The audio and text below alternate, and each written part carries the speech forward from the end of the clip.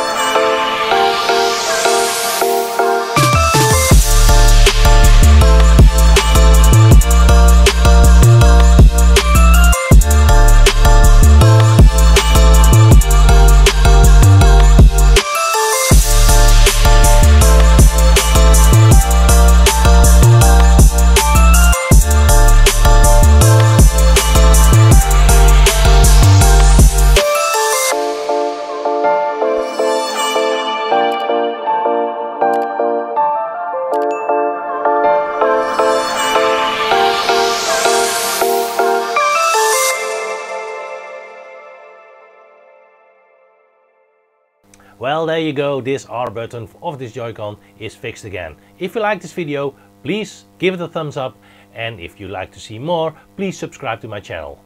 See you next time!